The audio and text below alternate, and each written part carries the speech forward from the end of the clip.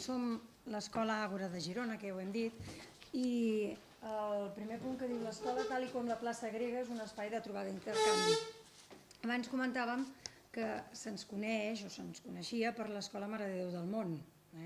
I aquest primer punt l'hem posat, després si tenim temps ja l'explicarem, perquè va ser un canvi que vam fer nosaltres, que vam pensar que seria de tota la comunitat i participatiu. Després de tot el que han estat dient ara el Jordi i la Núria, clar, jo anava dient, ostres, quanta feina queda per fer, ostres, això no ho hem fet, ostres, això no sé què. Llavors et vas donant compte de totes les falques que pots anar posant per fer molt millor tot el que tu et penses que podies fer. Nosaltres érem un equip que fa 6 anys que vam començar, ens vam trobar l'escola tal com ens la vam trobar, en què les famílies no trepitjaven l'escola a dins, que els nens no se les feien seves i allà no existia res, vull dir, tot, a veure, i no desmereixo la feina que es feia, perquè es feia molt bona feina, perquè tots quan estem en el moment que estem, en el lloc que estem treballant, tothom fa les coses el millor que pensa que les pot fer, i això va per aquí. Però llavors nosaltres el que vam fer primer de tot va ser una anàlisi amb el claustre que ens vam trobar, perquè el que deia Lluís, nosaltres vam caure del cel com a direcció nova i com cap d'estudis nou. Per tant, vam agafar el claustre i el primer de tot que vam mirar, vam fer una anàlisi, a veure què passava amb l'alumnat, amb el seu rendiment, el que vulgueu dir-li, si s'actuava d'aquella manera i els resultats no eren els que s'esperaven que podíem fer, llavors vam veure que, a part dels alumnes i el claustre, els mestres, era molt important les famílies per nosaltres. I llavors, amb el pas del temps, dels anys, hem anat fent diferents canvis i un d'ells ha sigut el nom. Escola Mare de Déu, Escola Àgora. Per què? Perquè hi havia moltes cultures molt diferents i vam pensar que Mare de Déu del Món no representava les diferents cultures que hi havia a l'escola. Llavors vam fer tot un procés, van haver-hi votacions, diferents noms, el que fos, i es va quedar Àgora. Un lloc on les oportunitats es construeixen, tot això és bla bla bla bla bla. És molt maco, però és això. I ara falta passar, no és veritat, a l'acció, que és el que vam fer. Infants, famílies, docents, configuren el teixit, viuen en constant moviment. Nosaltres, des d'un bon principi, sense arribar a ser-ho, ens vam fixar molt en les escoles que eren comunitat d'aprenentatge i les vam anar a visitar. Vam anar a visitar diferents vegades, diferents escoles i amb diferents mestres del claustre, perquè veiessin in situ el que s'estava. També van venir direccions d'escola, d'aquestes de comunitat d'aprenentatge, a parlar amb l'AMPA, amb la Junta de l'AMPA, amb els equips directius, una mica anar fent extensible, fins i tot les famílies en aquell moment van tenir ganes d'anar a visitar alguna escola d'aquestes, perquè veiem que nosaltres la idea que hem defensat molt és la de comunitat, formada per alumnes, mestres i famílies, i si hi ha més gent de l'entorn, també. I l'última, que jo hi he afegit i que havíem posat, nosaltres creiem que és molt important afavorir un bon clima que afavoreixi vincles. O sigui, a veure, una cosa, per exemple, nosaltres ens hem pres des del primer dia, és al matí, quan no tenim classe, o ell o jo estem a la porta i tots els nens els saludem, i si podem a totes les famílies. Els nens, el primer any, no deien ni ase ni burro. O sigui, passaven tots, és que tenen el cap així baix, van amb el cap baix. Ara saluda a tothom. Fins i tot les famílies que són més d'allò, per exemple, nosaltres tenim un grup d'ètnia gitana, però que cap problema, no ens porten res això, però clar, és un grup que tenen la seva manera de fer, el seu què, el que vulguis. Doncs aquesta gent no s'atrevia ni a entrar perquè sempre, quan entraven era per demanar-los diners, perquè paguessin, perquè no sé què. Clar, tu vas creant allà que llavors costa molt refer aquest mur o aquesta paret. Ara ja entren, passen, venen, em diuen, mira, no puedo pagar, però ja te pagaré no sé quan. Millor no et paguen, però bueno, és allò que t'ho diuen, i ja ho saps de... Quan te truca el director, que dius, tu per aquesta família. I una altra cosa que també vam lluitar molt, jo penso, és amb que els nens es fessin l'escola seva. Encara ho estem, perquè tot això que estem dient no hi ha res que estigui acabat. Tot continua, cada any has de continuar saludant, has de continuar sortint, has de continuar... Com? Doncs muntant al principi els espais amb ells. refer-los. Per exemple, nosaltres ens hem anat pintant l'escola cada juliol amb famílies i mestres, allò que dius, bueno, doncs amb la bona voluntat.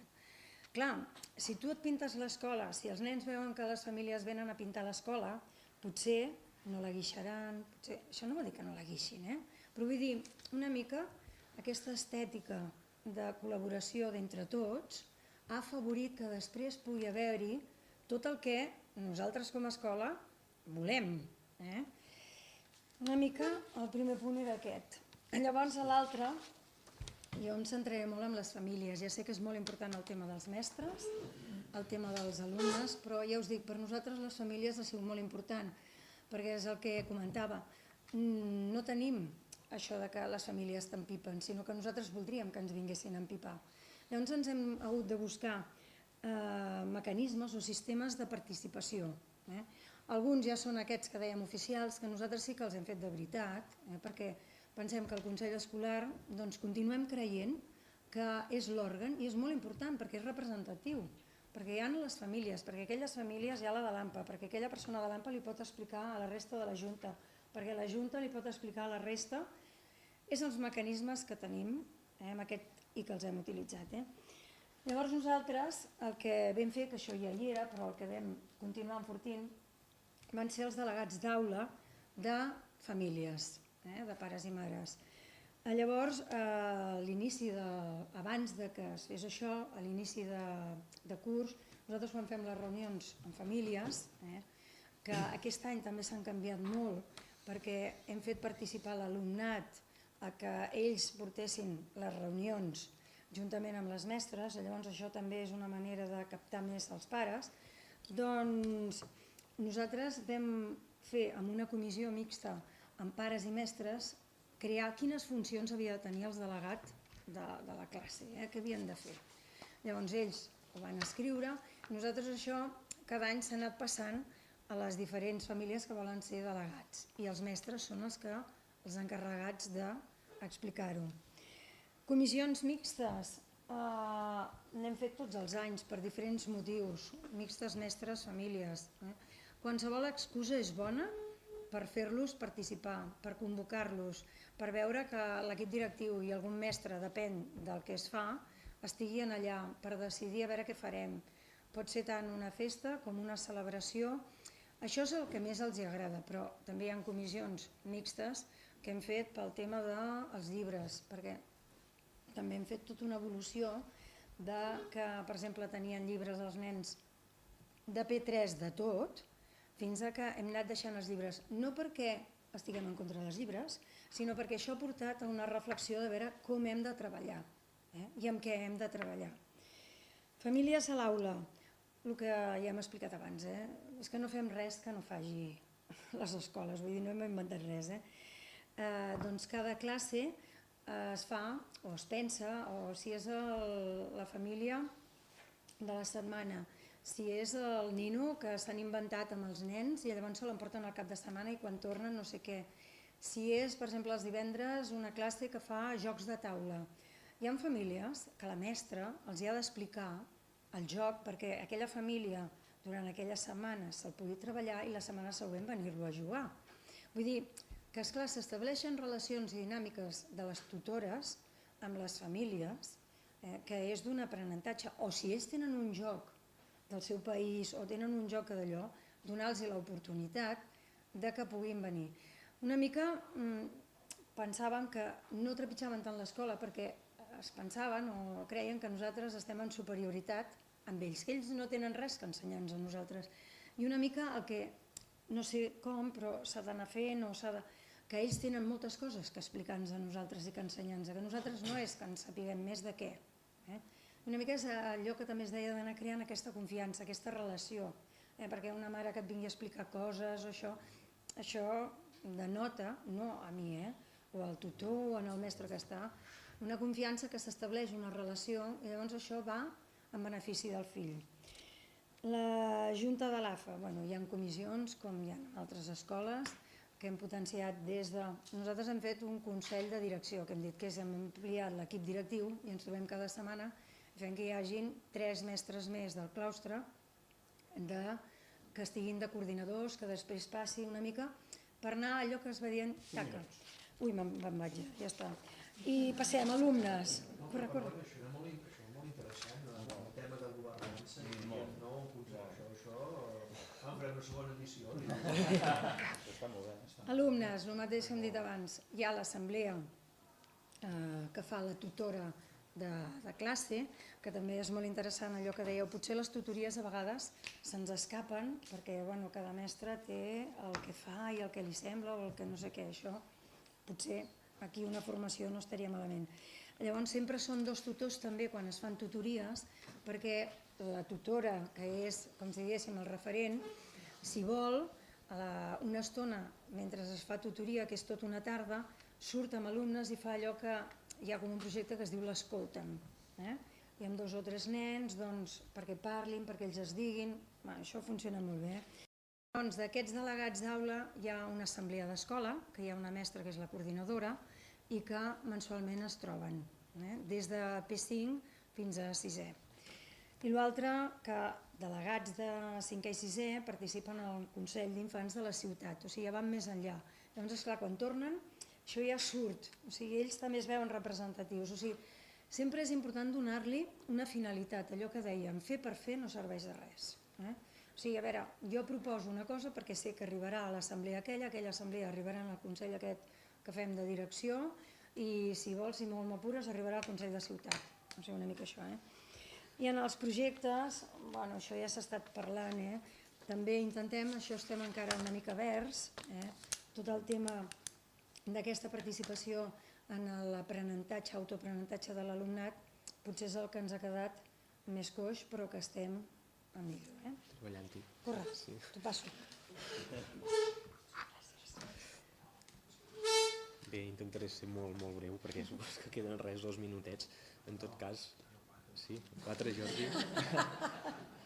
Bé, aquí veieu una sèrie de col·laboracions o convenis que tenim signats amb agents de l'entorn. Tenim l'Associació de Veïns i Comerciants de Sant Narcís, tenim l'Escola Municipal de Música, la Fundació Yehudi Menuhin per tot el tema artístic, el Magnet de la Fundació Bofill, Aliances per un èxit educatiu, amb el Museu del Cinema, que enguany han començat aquesta col·laboració, l'Escola 921 també en formem part, projectes d'un artista alemany en aquest cas, la VGC és l'acrònim. Bé, moltes coses que al cap i a la fi el que fan és fer-nos tirar endavant i que els aprenentatges dels infants tinguin un sentit. A mi m'agradaria incidir molt, més enllà de la pròpia anècdota que és que tanta gent de fora col·labori en el centre, el sentit que els infants poden donar en el seu procés. En un primer moment, la funcionalitat d'aquests aprenentatges. Els nens i les nenes de l'escola entenen que venen a classe a fer alguna cosa que pot tenir una difusió cap a l'entorn, pot tenir un impacte cap al seu barri, cap a la seva ciutat, i això els empodera molt en el sentit d'entendre què caram venen a fer a l'escola, perquè a vegades, potser no sé si tots, però no ho tenen massa clar. Llavors també és molt interessant la direccionalitat que pren aquest procés d'aprenentatge. Estàvem habituats que nosaltres com a mestres oferíem el que fos i nosaltres érem els receptors de l'aprenentatge que en principi ells feien, amb una activitat, amb un examen. Vull dir, fixeu-vos, fem un exercici d'empatia i ens posem en el seu lloc. Imagineu-vos que vosaltres teniu algú al davant que en sap molt d'una cosa, que us l'explica, i a més és ell que et corregirà i et dirà si ho has fet bé. Imagineu-vos que aquest camí és una mica pervers, no? En canvi, si aquest impacte deriva en un entorn, en un barri que potser no en sap tant, però i tu tens la possibilitat com a infant de poder-los ajudar, poder-los oferir allò que has après, imagineu-vos la dimensió que pren això. Ostres, els he fet un cop de mà, a més m'han felicitat molt per aquell cartell que vaig fer per temps de flors i que vaig anar a portar a la botiga del barri. Això l'impacte és molt contundent i a la vegada molt colpidor com a docent. Un altre punt és el d'autogestió. Si aquest procés està per descobrir, això vol dir que a poc i a força de temps hem d'anar gestionant aquest camí. Recordo fa un temps aquí a la universitat, la Marina Subirats, que parlava que hi ha una destrucció sistemàtica dels models, del model familiar, del model laboral, fins i tot del model educatiu. Doncs si nosaltres preparem aquests infants per un model que no existeix, el que és crític i és bàsic que fem és que els fem autogestors d'allò que han de fer. No els hi podem ensenyar una cosa per una feina, per exemple, que potser ni existeix, per un moment, per una societat que encara està per inventar-se, sí? Uns continguts que ja no tenen massa sentit. Vull dir, si ens diuen que la majoria de feines seran robotitzables, vull dir, no són competitius amb les màquines, en tot cas el que hem de posar en valor és la nostra condició humana, no? El fet de poder-nos autogestionar i poder fer el nostre propi model en funció de la necessitat del moment. I això, si t'impliques amb l'entorn, això es passa de veritat. Sí? I un altre punt interessant és el fet, nosaltres som una escola, malauradament, que les famílies no tenen masses oportunitats de relació cap a agents socials o agents culturals de la ciutat, doncs posem els infants en un pla d'igualtat, una qüestió d'equitat. Sí? Els donem l'opció que puguin participar d'accions que familiarment i malauradament, insisteixo, potser no podrien participar-hi. Sí? I el fet de participar en l'entorn de que l'escola es projecti cap enfora i el cap enfora que es projecti cap endins a la vegada fa que tot això a nivell pedagògic passi. I passi el que dèiem a veritat, jo sé que em faig molt pesar, passi de veritat. Sí, perquè passi de mentida és molt fàcil, insisteixo, perquè això és les escoles a vegades ja estem molt acostumades a posar noms a coses que queden una mica fosques. Però si aquest punt de servei d'aprenentatge, fins i tot aquest punt de relació amb el que és la ciutat, el que és el barri, doncs és molt interessant. I ja per acabar, aquí ens hi podríem estar molta estona, realment això té molt recorregut i té molta profunditat. Què passa amb els mestres, amb els practicants? En el seu moment aquí a la universitat es va organitzar també el projecte ARMIF, no sé si encara continua, diria que no en soc conscient. Alguns potser sí? Clar, nosaltres practicants a l'escola en tenim molts, aquest any n'hem tingut 16, per exemple. Vull dir que és una gran sort en el sentit que tot aquell compendi teòric que s'aprèn a les universitats pugui passar, pugui anar filtrant en els claustres, en els cicles, i es pugui anar posant en valor i en una relació d'aprenentatge real a l'aula. I això és pels mestres, també pels estudiants, m'imagino, però sobretot pels mestres és molt interessant. Els tallers, que ja n'hem parlat, és l'últim punt, que els docents puguin decidir què és el que faran, vull dir, empodera molt a les persones. I buscar les correspondències curriculars és molt senzill, almenys a primària, suposo que a secundària també, però a primària és molt senzill. I aquells mestres que a vegades a força de temps estaven cansats, estaven cremats, ostres, si li encanta la marqueteria i té un taller de marqueteria, aquella tarda ja l'encaixa d'una manera absolutament diferent. I els nens també, evidentment. I el que comentàvem dels espais, ja s'hi ha referit a la Montse, però aquí en teniu alguns d'espais al racons de lectura, el laboratori matemàtic, els passadissos, tots són espais d'aprenentatge, són espais amb color, són espais agradables, són espais vius i són espais que es van refent sistemàticament. Vull dir que els llibres dels racons de lectura no són sempre els mateixos. Els llibres van canviant, hi ha aquella curiositat indispensable per a l'aprenentatge dels infants. I això és explicat molt de pressa i molt... Sí? I aquí entraríem en la Festa del Somni, que això va ser una rèplica també de l'Escola de l'Amistat de Figueres, que va ser molt interessant, però la veritat és que en poc temps és difícil. Les famílies, la comunitat, els nens, els mestres van participar sobre l'escola que ells voldrien. I vam estar-hi tot un any. Tot un any. Igual com amb el canvi de nom. Va sortir el canvi de nom, va sortir el fet de fer més art a l'escola, que les famílies poguessin entrar més a dintre l'aula. Tot això que es va proposar i que va venir de les famílies, de l'entorn i dels nens mateixos, s'ha pogut fer en la mesura del possible. Perfecte.